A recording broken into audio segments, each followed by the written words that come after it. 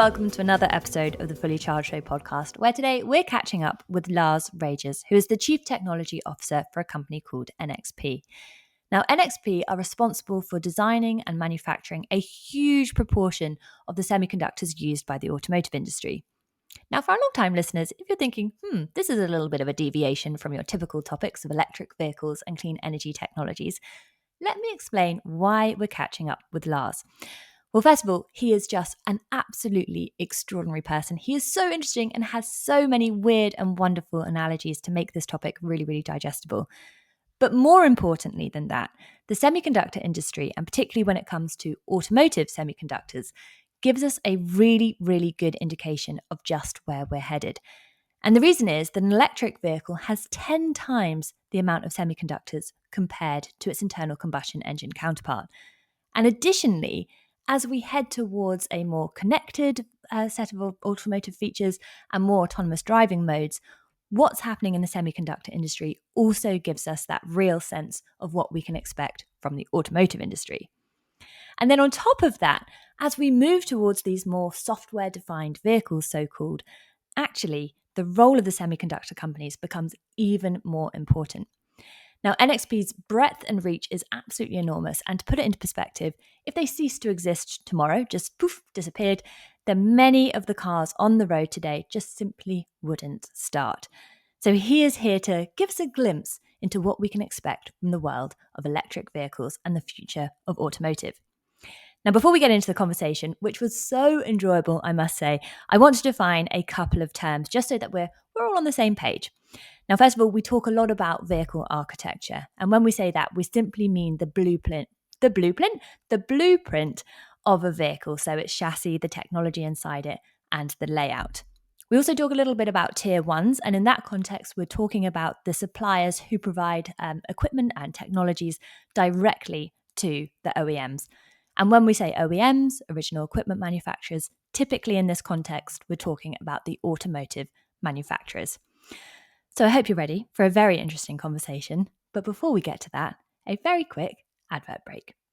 We've teamed up with Duracell Energy to celebrate their brilliant ecosystem of home energy products and their Platinum Home Owner offer by giving away a Duracell Bunny. To win, simply watch to the end and answer a question about Fully Charged.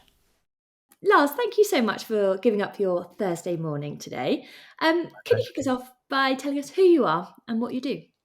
Yeah, Imogen, big thanks for having me here.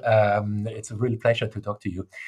I'm the CTO of NXP Semiconductors, physicist by education with an MBA from London Business School. And NXP Semiconductors is the former Philips Semiconductor, so a lot of people might recognize still that name. And that NXP Semiconductors got spun out of Philips in 2006 and merged with the former Motorola Semiconductors in 2016. And with that, we are a pretty broad semiconductor supplier, so chip supplier in the industry. Basically for everything that is not big storage, big compute, big AI, so not the stuff in the cloud, but everything around you, what nerds like me call the edge, from banking cards, passports. 60% of the chips that we are selling is going into cars, industrial robots. So all of that type of electronics for these devices could come from NXP. And that is our value proposition. Quite a broad remit there. Yes, and that is, of course, the interesting stuff. When you want to build, let's say, little robots around you, and the analysts love us at the moment for the reason, because the forecast is, of course, we are moving from the on-demand world. You need an Uber, you press a button on your mobile phone. Lars needs a pizza, press a button, get it delivered. So from this on-demand acting into the world that anticipates and automates. And for that, you need to have, and the analysts say, 50 to 70 billion smart connected little robots around you in the next decade. If you believe that NXP is one of the suppliers for that electronics, for these 50 billion smart connected robots, maybe even for a majority of them, then of course that has an influence on our share price, right? I mean, that is how the entire game is going at the moment. And safe to say, and I hope you don't mind me asking this, but we met some months ago, and you described to me that you sort of ended up at NXP a little bit by accident.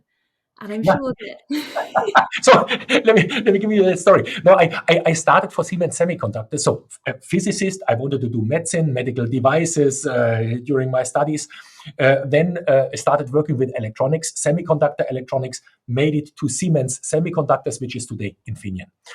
Started working there, then moved to navigation system development in the automotive industry to Siemens VDO, which is today Continental, and did navigation system development, then telematics. So I landed as a hybrid in this semiconductor automotive ecosystem. And then NXP called and said, hey, would you like to join us here? We need someone strategist for automotive. And I moved in 2008. And that was precisely the moment where the Lehman crisis hit the world.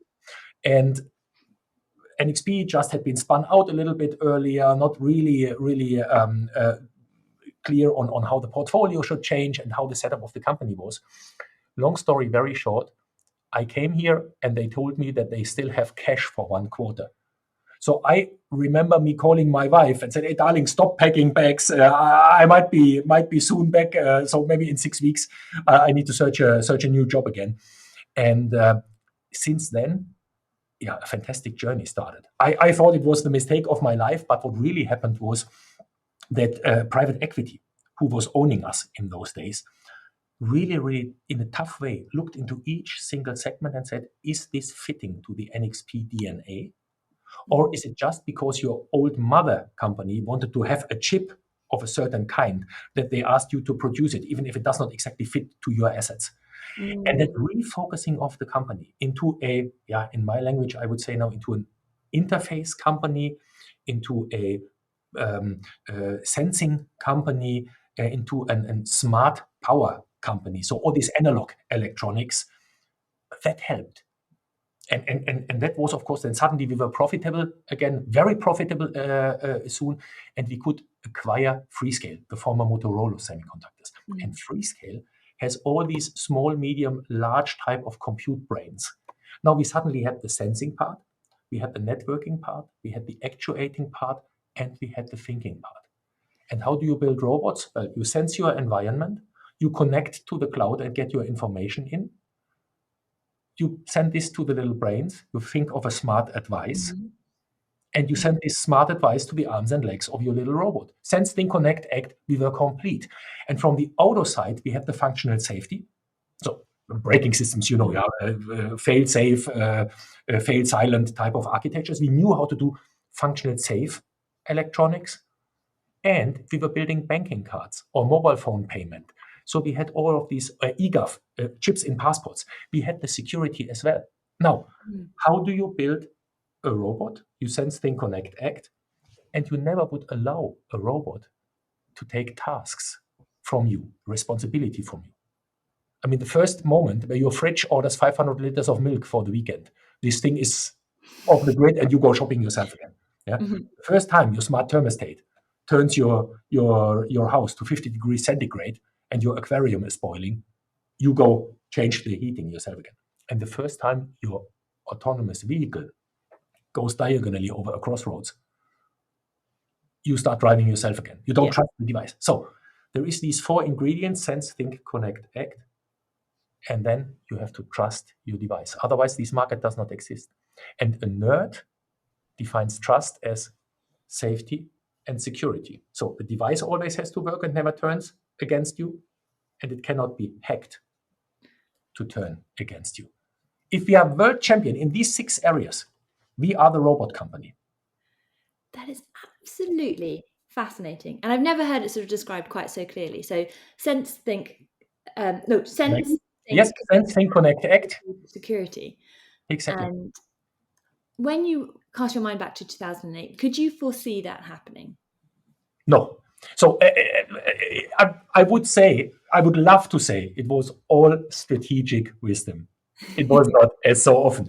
But it was also not sitting on our hands and wait what is happening from the outside world. I mean, there was this dream and the view of what can this company really do with its assets. So no one at that time was saying, we need to be somewhere in the cloud. We need to do big storage, big compute. That was not the point.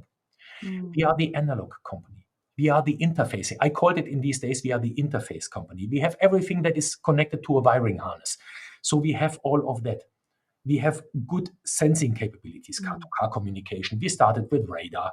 All of these type of things came on board, followed a little bit that structure. And then Freescale came on board. And it was a complete accident that they had told me at one of the keynotes at an intelligent transport fair. They said, we have just announced this morning that we're going to acquire Freescale.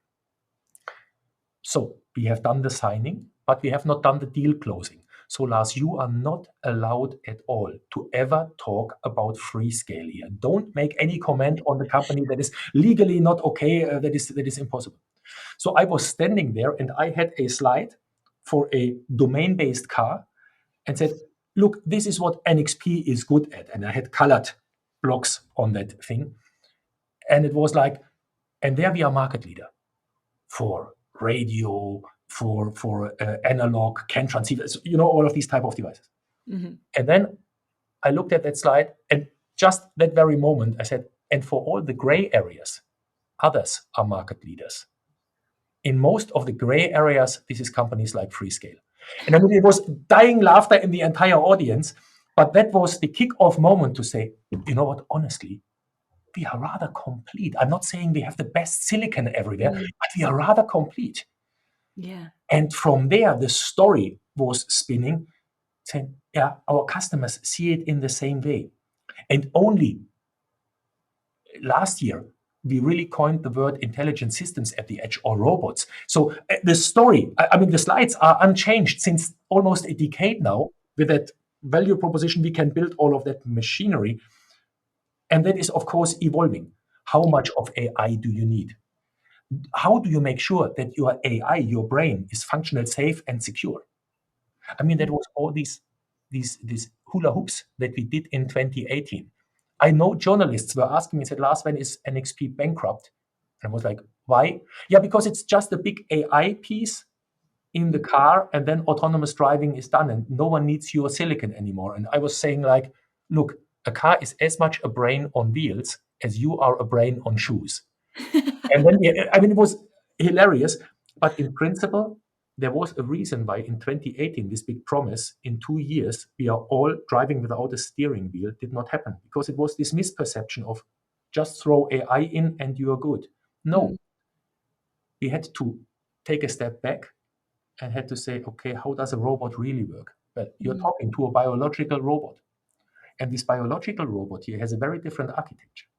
I have a real-time system in my spine that has reflexes. If I stumble over a pothole, my legs, my spine says, straighten your legs and stabilize yourself. Yeah. I have no clue what I'm stumbling over, but I straighten my legs, right? And I'm fast. This is a, in nerd language, ultra fast and simple real-time system. In automotive language, you say this is an ASIL-D type of deterministic system, ASIL-D, so highest functional safety level, for my heartbeat, my temperature control, my stability control, my stomach control, all of that. And then on top of that, I have my cerebrum. And that is not a real-time system.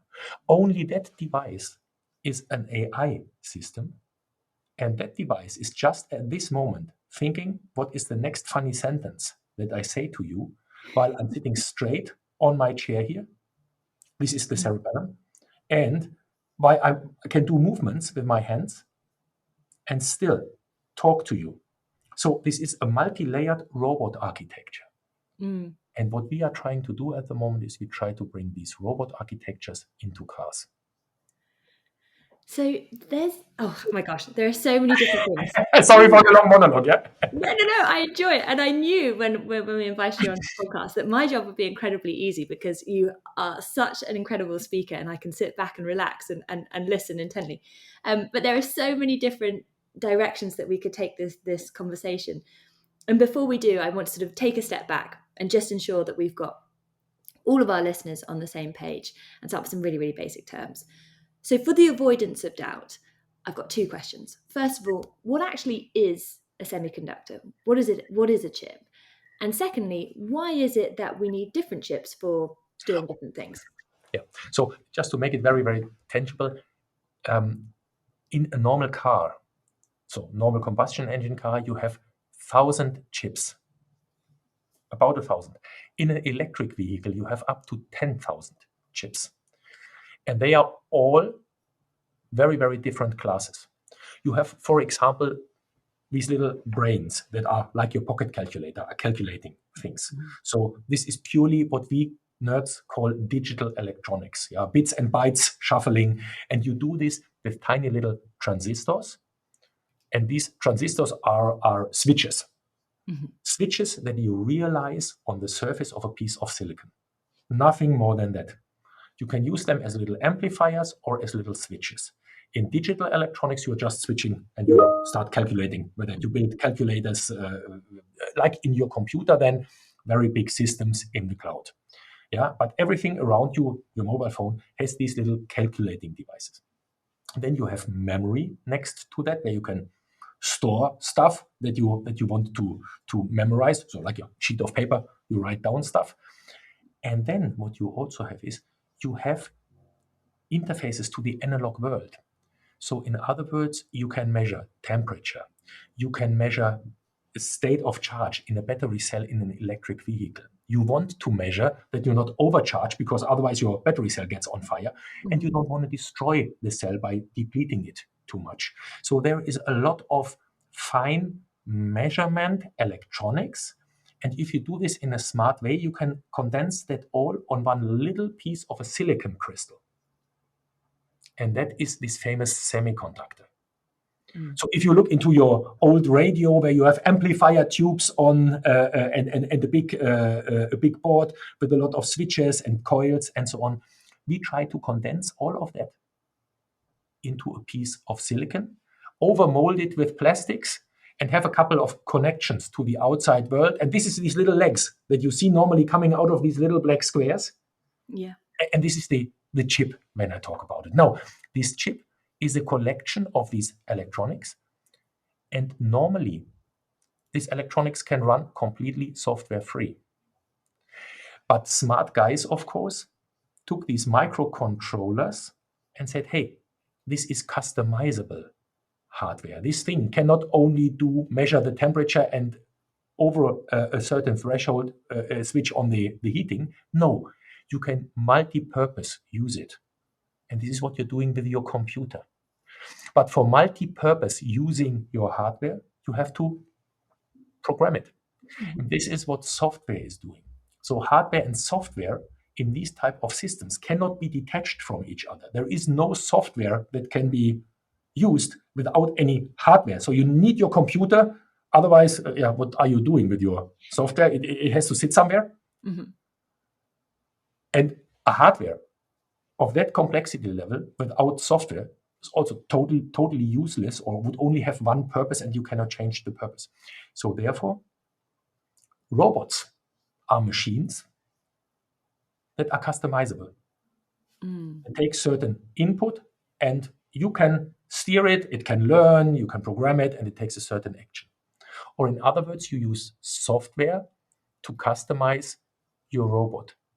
And if you use software to customize the functions of your car, you have a software-defined vehicle. But that has nothing to do with software only. That is one of these myths where the people are stuck. And the battle will be won in software, and it's all software. No, sorry, this is wrong. It is a robot architecture that we are building at the moment. And this robot architecture gets configured by programming it. This is what that entire thing is doing. So in other words, I hate the terminology software-defined vehicle. I always call it playfully, it's my rolling robot. Yeah, because it's not defined by the software, it's brought to life by the software. Yes, and you cannot detach it from each other. Each part is totally useless without the other. And what you really want to do is, in principle, you want to have a intelligent system that transports you and that is trustworthy and efficient, period. Yeah. And now, whether this is driving in the UK So in my point of view, where the cars are driving on the wrong side of the road, or here in Germany, yeah, in principle, on the software definition, that is exactly one bit that you need to change. Drive on the left lane or drive on the right lane. That is then software customizable, super easy. Okay, we talk about the steering wheel that has to move or whatsoever. That is not the part, but your assistant, your driving robot is agnostic. That is really then flipping the software model. And that is what you can, of course, do with these robot architectures. Gosh, okay. So I feel like there's a ton of technical questions that we need to get into in terms of how some of these things are made possible and how we continue that path to the 50 to 70 billion robots that we're expecting in the future. But I think we also have to start by addressing how strange the automotive landscape presently is. We're operating in a period of time where there are changing tariffs, geopolitical tensions. I think, there are both trade and culture wars attached to electric vehicles, to semiconductors, to all of it. And what's fascinating about NXP is that you have a very, very global footprint. You work with so many different OEMs. And I wonder whether that makes you quite exposed to some of those things, or actually that kind of builds a resilience to them, and how you're having to adapt and predict some of these things as NXP. Well, Imogen, that is a good point. Honestly, there's hardly anyone whom we are not working with. So if NXP would be irradiated from the globe, I guess most of the cars would not start anymore in the one or the other way. Yeah? And that helps us big time because that drives global innovation. Now, what are we seeing at the moment in the car industry? I'm not talking geopolitics, but what are we seeing in the car industry is we have started 15 years ago, 20 years ago, by changing the drivetrain. Suddenly, people came in with electric drivetrains. Now, until then, the automotive industry had huge barriers of entry. I'm the grandmaster of exhaust gas regulation, and you try to compete with me. How much know-how did you have to bring in a combustion engine vehicle? There is thousands of moving parts. In an e-vehicle, only 300. So from all of that, the biggest disruption was that the technical transformation, saying, hey, plain level field again. The ones who have capitalized the 140 years since Maybach and Daimler put a combustion engine in a horse carriage. Yeah. Their barriers of entry are collapsing and others are coming in. Now, that is, of course, particularly nasty for the Germans who had the Daimler-Maybach in heritage and were optimizing for 140 years the horse carriage into a better driving machine, an ultimate driving machine. You know all the slogans. Now there is newcomers coming in, and they had, of course, difficulties in entering. Yeah, driving range is not good, battery stability, and so on. But for most of these innovations, for 95% of these innovations, electronics and the attached software were needed. So actually a pretty good game for us. And what I said earlier, an e-vehicle, medium upper class e-vehicle, has 10 times more chips than a medium class combustion engine car. So for us, square meters of silicon, hey, that's the game to be in. Yeah, we want to do that. Now, we worked, of course, with all these partners. The next thing that came was like, hey, how do we do autonomous driving? I briefly tried to touch that, and we have had to re-architect from this crazy belief in everything is AI with wheels into, hey, there is an entire robot architecture. And from there, we now see that this entire complicated rolling robot story spills over into other robotic systems. And you see even tier ones, not necessarily here in Europe or in North America, but in Asia, they are doing the next move and say, hey, can we use our automotive know-how, our automotive building know-how, and go into robots or even flying robots, names drones. So air taxis and all of these type of things. And you see that at the moment as the next innovation step. For us, very, very good if we can lead the innovation. As always, if you are leading, you are the transformer. If you are lagging, you are transformed. And that is not necessarily a pleasant thing. So I don't know who will be the big winners, in 10 years from now. What I guess is a lot of the innovation is over in 10 years from now. When everyone can buy from every tier one an autonomous level 4 system with either a combustion engine or an electric drivetrain, then you are in a mode like 25 years ago, where the car industry rather was about quality up and cost down. 25 years ago, it was like, do I have an Audi, a JLR, or a BMW navigation system in my car? But by and large, the data sheets and the form factors were all very, very similar. I guess in 10 years, we will be in a similar situation again, maybe with totally different players. But again, consolidation is going to happen. That's really fascinating. God. And if we are moving in that direction where there's a tremendous amount of innovation that needs to happen to get to that very connected, increasing levels of autonomous, increasing levels, presumably, of electrification, given sort of emissions targets, et cetera, that is a lot of chips that need to be made. And obviously, lots of people, probably the first time they were really conscious of semiconductors and chips was during the chip crisis during the pandemic. Yeah. Would we anticipate that something like that could happen again if we need, we're talking 10 times more than we presently need at this point in time? So the sheer amount is not the problem, but the supply chain dynamics. Look, what happened to us in 2020 was the amount of vehicles produced even went slightly down due to the COVID crisis and so on. So it was not like there was not a doubling in car volume that created the crisis. But if each car that is produced suddenly needs 10 times the amount of chips, then each old architecture that goes out into the market that is replaced by a new architecture is 9 times the amounts of chips of that old architecture on top. Now, this transparency in the supply chain can only come from the car OEMs because they only know when and how their new architectures are hitting the market and how many chips of which kind they suddenly need. So there was communication room for improvement, to say it carefully, between 2017 and 2019. Now that gets nasty. If you think of, it takes about 9 months to make it. 6 months to make a chip. Yeah, from order to the little black square falls out of the factory, is tested, is shipped, and is reaching you as a tier 1 or OEM. So 6 months in that. It takes about 5 years to build a semiconductor factory. And if you come to the conclusion that you have a shortage in 2021, then pedal back to 2016 or 2017 and say, who at that point in time would have known that already? Okay, so now today we are communicating much, much more carefully and say, are we sure that we don't run into a crisis again, and so on. And everyone intellectually has gotten it.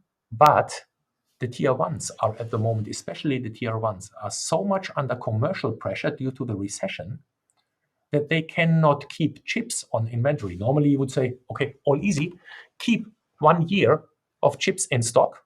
They are tiny, you can store a lot of them. Keep 1 year in stock, tie up the capital, and you are robust against all demand swings. Because when you order again and half a year later, you have the volumes that you need and so on, you can hedge yourself. Now, if you are super, super squeezed financially and you are between chapter 11 or good inventories, then of course you are reducing your inventory levels. And some of our guys in the supply chain, I know, are reducing inventory levels to 2 to 4 weeks. Wow. So 2 weeks from previously a year.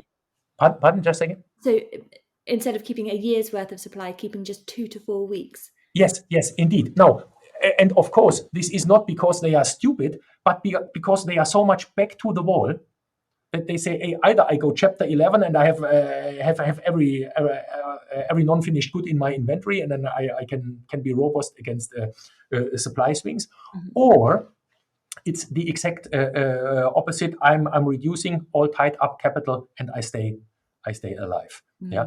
And there we are all a little bit nervous because that requires now a careful communication along the entire supply chain. Who is seeing the first demand uptick who is on which inventory level, how much do we need to reserve for which customer in case we see that someone is in our view undercalling. But also we want to be commercially okay by not tying up the world's supply of chips into our inventories. We also cannot do that. So we are pretty busy, different than 2019, to talk to everyone, making everyone aware of that risk. And it is always a short-term risk. What I mean is a 2 to 3 year type of shortage risk where an allocation can hit us again. After more than 4 years, you have the manufacturing sites upgraded with your capacity. That is not an issue. So that's so fascinating, because I guess previously, let's cast our minds back to 2016 when you say someone might have an indication that those architectures were changing, that they would have a different requirement from a chip perspective. And it's annoying that that communication gap existed. However, if we fast forward today, and actually it's people like yourselves, NXP, creating those software-defined vehicles, those robot architectures, does that give you the ability, now you are the innovator, you are the transformer, to say to the OEMs and the car companies, this is what's coming, this is what's possible, and you can be that, set the tone, I suppose? So a lot of things have changed since 2019. So everyone is a virologist these days, and everyone is a semiconductor expert. Yeah. So that has helped. Now, why am I making that joke? Very simply, because in the past, downstream in our supply chain, very often chips were perceived as a commodity. They come in any volumes, they have them on the shelf, they are available, which is true, of course, in an oversupply situation. Now, in the meantime, everyone has understood these complications in the supply chain. And due to these escalation talks in this last chip crisis, we also have much better networked connections. So I very often talk to not only the COOs in the tier ones, but I have C-level contact to the car makers. And now we are all talking and saying, hey, Lars, what is cooking in your kitchen? What is the newest innovation? What would that architecture be? And how can you help us? So you don't have a value chain anymore, but you, should I say, you have a value network.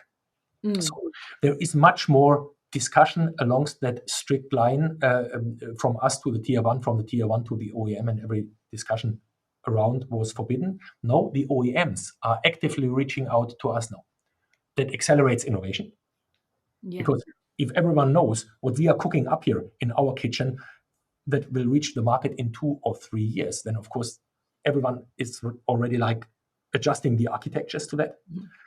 And we can have a very educated discussion saying, okay, if we bring that software-defined vehicle architecture, we can reduce the amount of control units, we change the wiring harness, but each control unit has maybe much more mighty chips or more costly chips for more compute performance, or more precise chips, and so on. So you suddenly start comparing nodes line by line, and that helps, of course, in that entire innovation acceleration and supply resilience.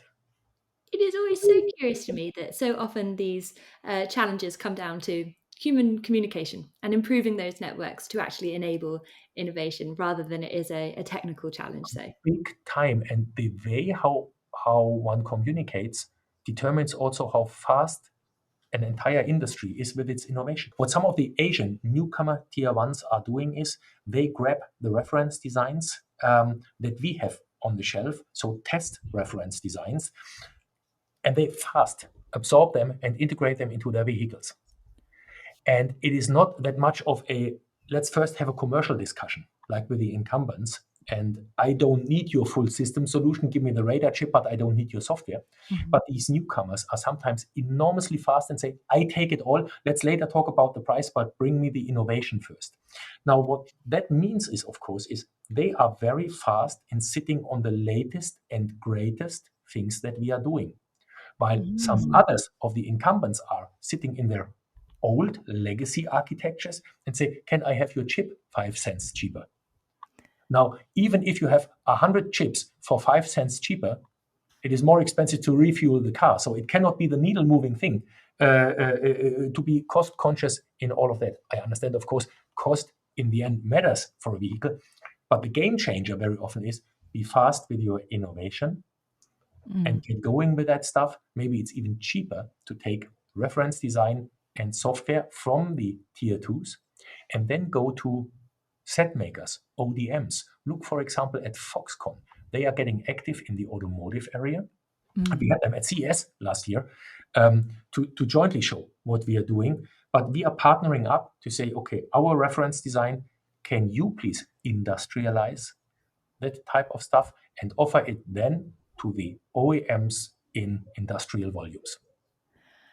Gosh, so it's totally changing the mechanism of who's steering the innovation. Yes, Imogen. The entire ecosystem for these newcomers is changing. And it's not necessarily said that they are just sloppy and fast and glue something together that is of lower quality. Because they use our stuff that is on the same functional safety, same qualification levels, same maturity levels. The only point is they are not doubling the R&D effort. They say, can I please have the entire thing? Look, here is already a demo, a placeholder. Can someone industrialize it for me? So in other words, put it into a metal box, put an automotive connector where there is a plastic connector and so on. But that is comparatively small tasks on top of what we have already on the shelf. So then when you look at the global automotive landscape and you can see what's happening in the newer organizations, you can see what's happening in the incumbents.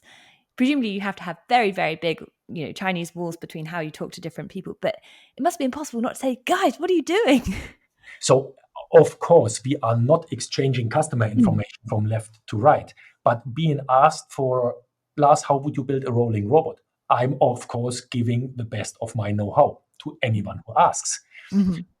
Very often, then it's up to the culture of the companies. Small companies are of course much more willing to take a higher risk and to be flexible. I give you an example.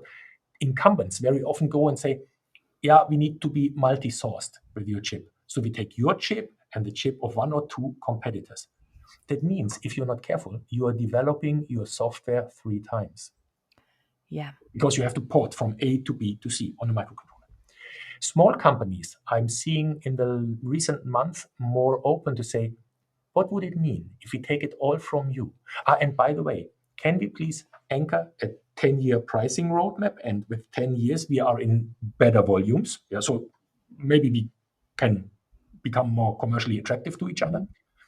And the other thing is, can you, NXP, guarantee me that you can supply each of your chips from at least 2 sources and that I get guaranteed supply?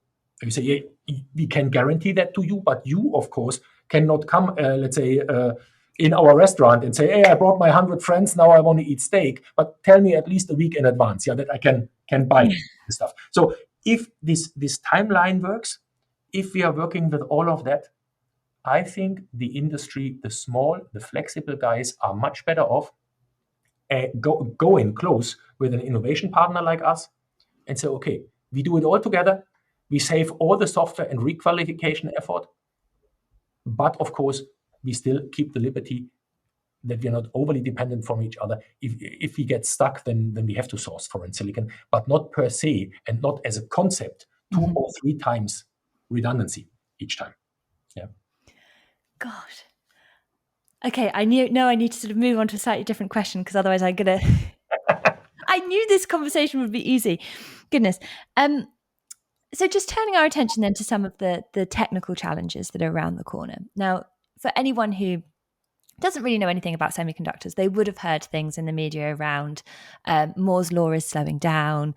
We're going towards sort of chiplets and different kind of modular types of chips and things. So I wonder if you could share some of the key technical challenges and opportunities that you're currently looking at and how the semiconductor landscape is changing as a consequence.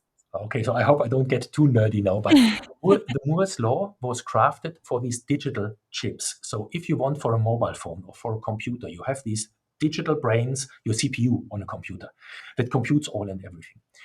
And the computer has lots of transistors, billions of transistors that are all only good for switching between 2 states, 1 and 0. So switch on, switch off. There, Moore's law is very, very important because you want to bring on a chip of the size of your thumbnail, you don't want to bring 5 billion transistors, you want to have 20 billion transistors on to be more mighty, to compute more and so on. For most of the stuff in our robots, it is not the amount of compute, but what you want to have is you want to have precise analog measurement, battery cell. Mm-hmm. You want to have energy efficient compute. Your smoke detector has to live on a coin cell battery for 10 years, but you don't need a computer CPU up there. Yeah. You want to understand whether it's burning or whether there's smoke or not. Yeah. So the task is very limited.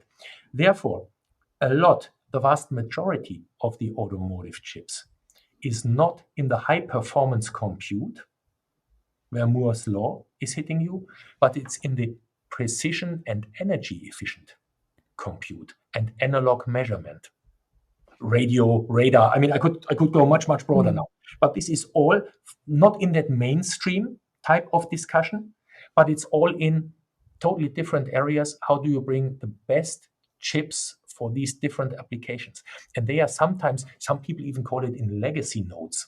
So a precise analog transistor for battery cell measurements is a 130 nanometer transistor. So huge compared to the 2 nanometer transistors. So 2 nanometers are 20 atom diameters, by the way. 2 nanometer transistors for digital circuitry in a mobile phone. So very different purposes, very different recipes. And this is where we are at the moment building factories here in ESMC in Dresden for efficient compute. This is technologies between 12 and 40 nanometers to talk in digital computer or semiconductor language. And we have, for example, here in the Netherlands, we have factories for this battery cell management, smart power technologies. They can stand plus minus 100 volts, can shift a couple of amperes of current, but they are, of course, the ones for the little actuators in your robots or for pumping energy in amplifiers, car radio, or in battery cells. So for these energy switching, energy pumping devices, you need totally different chips. And it's as much innovation in those areas, but the mainstream and everyone at Wall Street only talks about the 2 nanometers.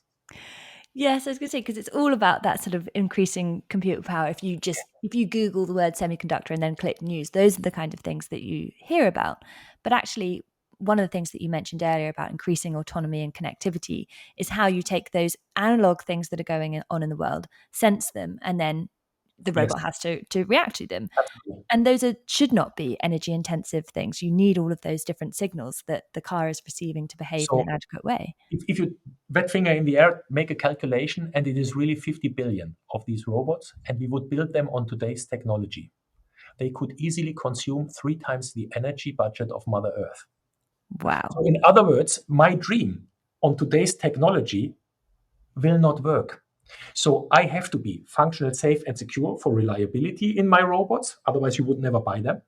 And I have to be super energy efficient, running at the right level of energy or send most of these devices into complete energy off mode for most of the time. So what we are building is we are building intelligent architectures with AI on board, systems looking like a chocolate bar, a little PCB like this, a couple of our chips on board. And for example, you can glue them to an X-ray machine at your radiologist. And this thing is running large language models. So a lot of AI on these systems, an encapsulated AI model. So not as energy hungry and not as big as ChatGPT in the cloud. But what this thing does is it has a very limited task. You get an X-ray picture of my chest, and then this thing has only to write the doctoral report for this X-ray picture. And ideally, the doctor even doesn't want to send that X-ray picture to the cloud and you have data security issues there and everyone can see what Lars has. No. But there is this doctoral report, nicely written up. This is a man in the 50s, 2 artifacts on the picture. One could be a measurement artifact. And here he should go to an MRI. And then the radiologist reads that. So he doesn't have to write the report, but reads maybe 50 of those reports a day. He cannot write 50 reports. Reads it. Okay, yeah, that fits for Lars. Okay, I send it on. This is the report for Lars. So that entire thing, these limited tasks, but ultra energy efficient, we can do now on systems that maximally consume 8 watts.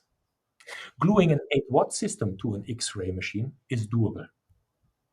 making it super efficient, absolutely doable. And you can wake up these systems, same system, sits at your front door and observes what's going on the street. With a couple of milliwatts consumption, it sees, oh, in front of Imogen's house, there is a tree moving in the wind. Don't do anything, it's just this tree in the wind. Yeah. Oh, there is a raccoon running from left to right and a cat from right to left. Don't do anything. Yeah, just some animals. Okay, neighbor's dog is coming, bigger animal, nothing. Person coming, aha, okay, wake up the next big brother and say, hey, can you check, is this really a person? Yeah, this is Lars's daughter. She has forgotten the key. Okay, Lars, do you want to open the door? Okay. Or, hey, person with a black hoodie and a toolbox at 1:30 a.m. Shall I directly call the police? And you have these different stages where the full system consumes 8 watts. The watchdog consumes a couple of milliwatts. And these are these intelligent systems at the edge. This is what we can do today already. And this is what you see in very complex systems at the edge, your car, robot with wheels. For the outside detections, of course, for the drowsiness monitoring, child present detection, all of these type of things, even for your gearbox behavior. You have a different driving style than I have. Yeah, but we can learn who is in the car, in which mood is she or he, how do they like to drive, how did Imogen start at the last traffic light, maybe now again, so do I need more or less horsepower? So, these systems can anticipate and automate tasks without you even knowing. And these have to be systems that are in the less than 5 watt range for most of the tasks. And this is the big innovation that we have to bring. And if successful, what do you think things like ChatGPT in the cloud and those kind of very intense data processing activities, what could they learn from an energy efficiency perspective? Well, let me say it this way. Some people asked me some 2 months ago, was it a surprise that DeepSeek was announced? I said, but the date was a surprise because that was a political date. When you want to make which statement, which nation is how good. For a nerd, it was not a surprise at all because a complete human brain, consumes on average 20 watts. Yeah. So that I need to switch on 2 nuclear power plants to ask smart questions to ChatGPT in the cloud is for sure not energy efficient. So as long as I have not reached for the same quality of output, levels between 10 and 20 watts, there will be every year now such a quantum leap from ChatGPT, DeepSeek, different architecture, and so on. I do not know how we get there, but I know what the benchmark is, a 20 watt brain with all its capabilities. You could even do this more extreme. Look at an ant. An ant as an insect is a fantastic transportation robot. They can even do platooning, right? I mean, one ant follows the other ant and you see them running around. And so they don't fall off the table. And so they have their limitations, clear. But in principle, such a system runs on a brain power energy consumption of much less than a milliwatt. So in other words, there is even the 20 watts are a complacent target. And the next 10 to 15 years will drive our innovation now. Do we need at all to pump all of that data into the cloud, or how much can we do at the edge? Therefore, also the big AI companies are announcing systems for the edge today. It's not all in the cloud. I mean, the value proposition of having these big coffins, AI-enabled monster units for cloud compute centers, but this use case will be there, but it will not be the only way forward in the industry. The edge is coming big time, and this is getting much, much cheaper. It's getting much, much more secure because you don't have to transport the data back and forth. Yeah. It might get more functional safe because you could have little co-pilots next to these AI systems. And you don't need to rely on anything outside of your direct proximity. It seems like in this age of increasing amounts of AI, increasing amounts of data, increasing amounts of connectivity and automated driving systems and electrification, that for different chip companies across the world who previously maybe had quite specific roles of expertise, we're getting this huge convergence. And we see it with, for example, exactly as you've described, that there's opportunities at the edge that things like ChatGPT could be exploring in a bit more detail. But also people like NVIDIA are exploring things like autonomous driving. Yes. Is that something that you've observed as well? Well, so let's say it this way. Each of these industry segments, so the analog world or analog electronics, the on-demand world with the mobile phone and the cloud, the world that anticipates and automates, they all have their specific semiconductor needs. So when I say the analog world, it was in the early 2000s, it was gaming consoles, it was PCs, it was home entertainment, these type of things. Mm-hmm. And there had been a couple of guys who made money with that, but most of the semiconductor players did not. Then there were suddenly some people who were developing smartphones, so laptops in mobile phones, and they were data display devices, and you needed storage somewhere, so the cloud. So suddenly you had cloud players, Intel, Samsung, AWS, and so on. All of these companies got tailwind, and you had mobile phone companies, Qualcomm, Broadcom, others who were successful. Mm-hmm. And now the recipe is changing again. And you need to have, in my language, the sense, think, connect, act, safety, security, low power, and AI environment. And now the jury is out again, industrial transformation. Who are the winners and who are the losers of that change? And NXP wants to be, of course, very clearly one of the winners in that. Otherwise, I go and retire. So joke aside, I mean, that is each time a chance for the players, but you have to change your recipe. Or if you by accident are sitting already on a recipe that is needed now, you will, of course, can. Intriguing. So we have a lot to watch out for the next 5 to 10 years of how this is going to unfold. Oh, absolutely. And a lot. Don't take anything for granted, because what we had so NVIDIA, of course, had a fantastic springboard to jump from, because they were graphics cards makers. Graphics cards are massive parallel processing. Mm. For AI systems, you need massive parallel processing, not only for image handling. Therefore, I mean, they had the technology that they could use, and then they made a fantastic success out of it. Mm. For us, it is exactly the same things, like what I just said. I mean, are the ingredients for robot building. So intellectually, you would get that, yeah, okay, we are sitting already on a lot of assets. We could make a success out of it. Whether we do it, to be seen. But at least we have these ingredients, and now we need to have the focus and the will. The capability is there, yeah. And that is how you will see the industry moving. So I'm really aware that I have at least 25 more questions that I could ask you, but I'm going to limit it to one, because I know that we need to bring this. It might be a very nice podcast marathon then. Let's do this for New Year's Day, 24-hour podcast.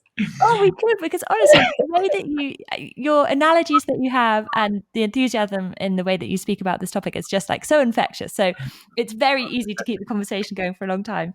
But I'm going to limit it to one, which is, if there was one thing that you could ask for, one wish that you could be granted that would make your role as being the CTO of NXP that much more straightforward, perhaps would result in a few more sort of easier nights sleep, what would it be? I think the biggest thing is to really get into platforms that everyone can use, and also, let's say, bringing ecosystem partners along. Look, NXP is serving about 30,000 customers, and for most of the customers, mass market customers, we do not even know what the guys are doing. So building microwave ovens and adding voice control, Alexa-like, to that. These type of things. There is a lot of need to scale our knowledge base. So if I would have a magic wand like Dumbledore, I would like to spread just this understanding how the building blocks of robots should be, what the capabilities are, and what we jointly need to develop and need to ask for. So the right sense, think, connect, act, all of that, what I earlier said, the right software and harmonized platforms, and how do we work that in one industry ecosystem? Because I have to say, I'd rather push for being 50% owner of a cake than 100% of a cookie. And that is a bit what is changing. We cannot do it alone. And whether we are the ones who make the most commercial success out of it, I mean, again, that is the jury that's out. But in principle, the nations, the subsidy programs, the politicians, customer base, students, analysts, and of course, everyone in society. If everyone would understand what I'm seeing and would follow that train of thought, then my job is super easy, because I mean, what is the job of a CTO? Yeah, invite people to play with NXP and create out of thought leadership, create thought followership. Yeah. Well, I think that is absolutely the most perfect end to note on, because I think we can all agree that upgrading to a cake from a cookie is a world that we want to inhabit. So I think that I need it. I want to retire in 10, 15 years latest, and then I need all these assistance systems to help me when I get older. Yeah. Well, honestly, Lars, thank you so much. We're going to have to continue this conversation another time, because there is so much more to cover. But thank you so much. My pleasure. Looking forward to the next talk. Well, that is all that we have time for today. Thank you so much to Lars for joining us for this really, really fascinating conversation. And certainly, I like the sound of owning 50% of a cake rather than 50% of a cookie. Or perhaps in other words, if we can have that really holistic approach, we can create much more scope to be super, super efficient. Now, before you go, if you could do me the honor of liking, subscribing, sharing with a friend, doing all of the above, honestly, I cannot tell you how valued it is. It really does ensure that we can keep on speaking to fascinating people like Lars and sharing the important and interesting stuff in this clean energy transition. But that's it. Thank you to Louis from our team who will be editing this particular episode. And if you have been, thank you for listening. We're really excited to partner with Duracell Energy to showcase their amazing renewable energy solutions. If you want to reduce your energy bills and join the renewable energy transition, installing home battery storage and solar panels at home is a great way to start.